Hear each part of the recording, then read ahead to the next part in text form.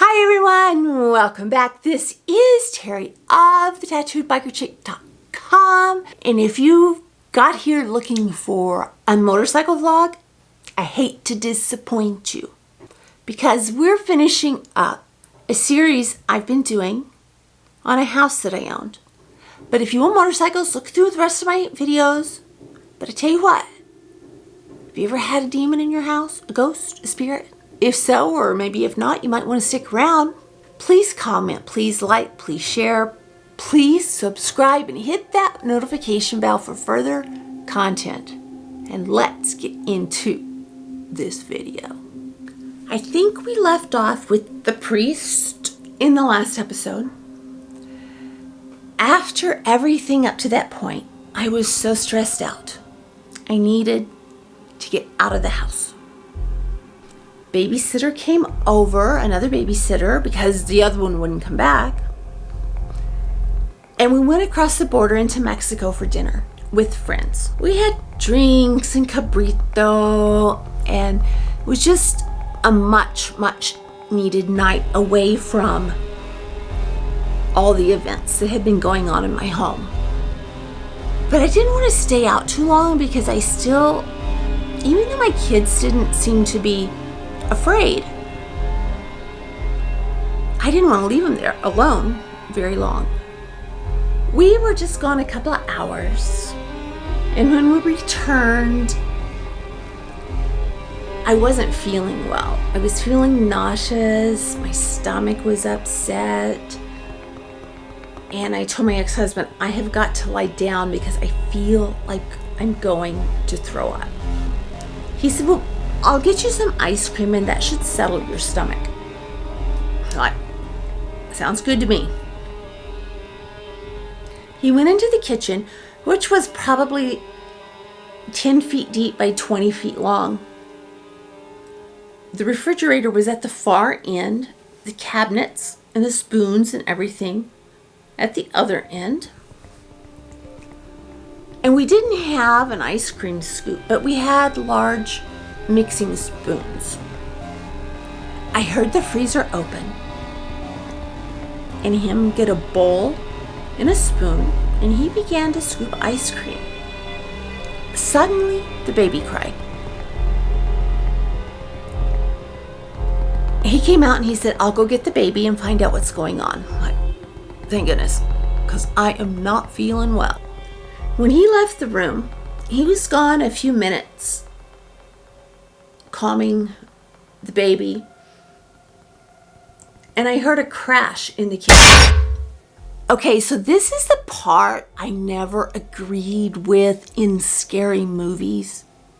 I always wondered why they went into the basement when they heard something instead of leaving, but that's what I did.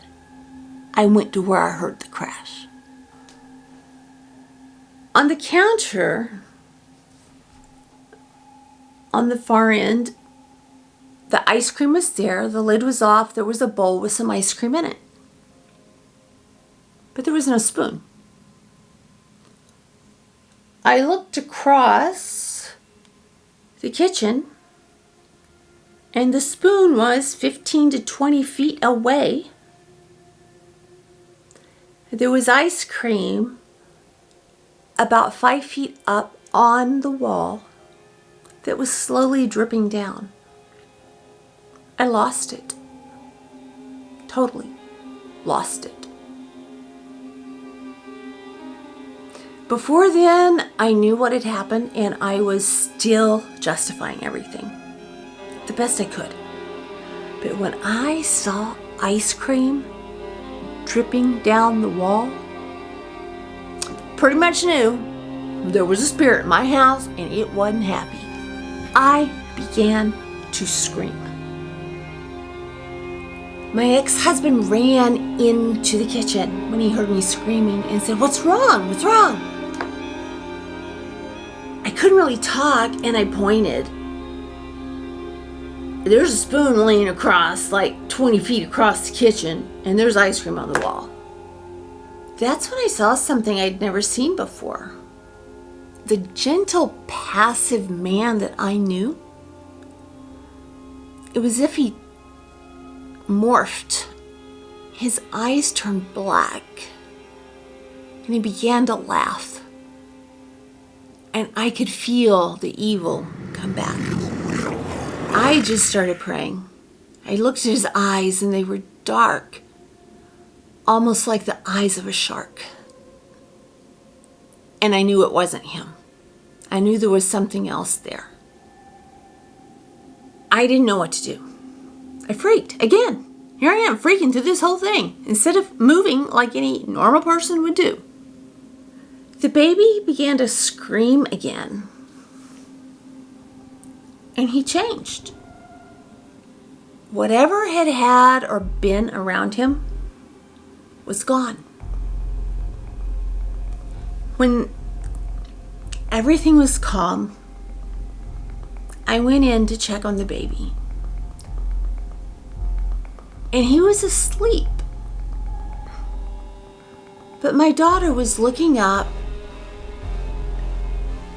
and had her head cocked as if she was listening to someone, and she was nodding. There was not another person there. I went to my daughter and began praying. I didn't know what to pray to get rid of this ghost because she didn't want to go. But I didn't know what else to do. Another sleepless night. The following morning, I awoke to a knock at the door.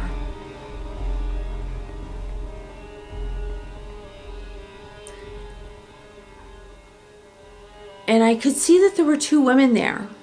I didn't know who they were. I opened the door, asked if I could help them. One of the women said, "We were driving by, and my sister is a psychic." Okay, I took like 8 steps back because that scares me. "She's very intrigued with your house and wants to know if she can come in." I'm like, why not? Everyone else in the universe seems to be in this house. She came in and she walked around.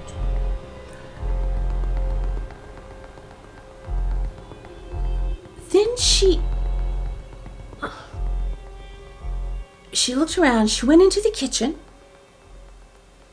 She looked out at the guest house. She surveyed the ceiling and the curtains where the evidence was. And she came back and she said, "What happened to the girl?" I said, "What girl?" She said, "The 3-year-old." "What 3-year-old?" One following her. There was so much happening that I didn't remember that his baby sister, his 3-year-old sister, was sleeping on the couch when all of this took place.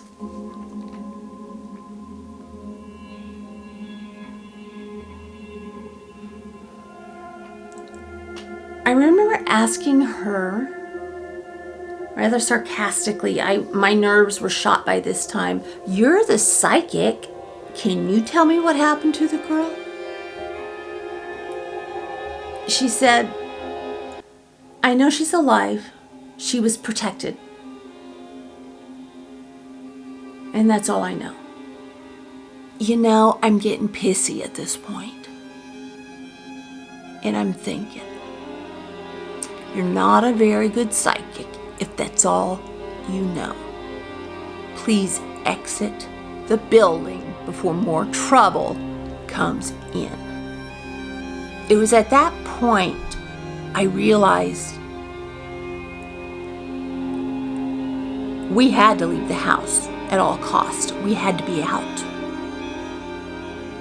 Things were just getting bad. They were getting worse every day. On her way out of the door, she looked at me and said, very sternly, "You have a week to get out.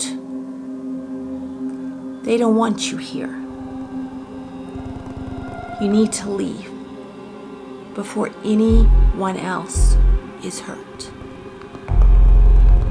She looked at me and she said, "You need to really take me seriously." She said, "They've killed for this house before. They won't stop. Please leave." Okay, I'm gone. That is all it took. I started filling boxes. We had rented a little apartment and we were getting out of there. With every box I filled, I felt the air getting lighter and more happy. The energy changed. It shifted. It turned out to be one of the most peaceful weekends we had had in the time we had spent in that house. The following Monday, my ex-husband rented a truck. We began to fill it. We took the first load to the apartment and returned for our remaining items. When we drove up to the driveway, he stopped before turning into the driveway.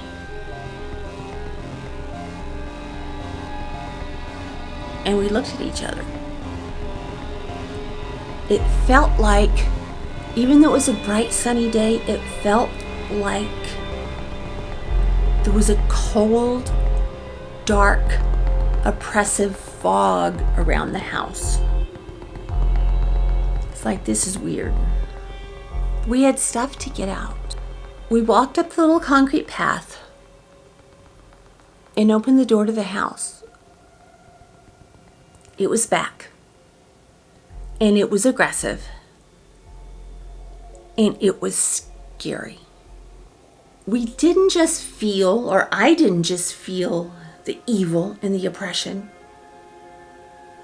I felt imminent danger. Every step we took into the house was worse than the step before. Whatever was in that house did not want us there and would no longer tolerate our presence. We were able to grab one box. And when we touched it, we dropped it. There was just this weird, dangerous, angry sensation.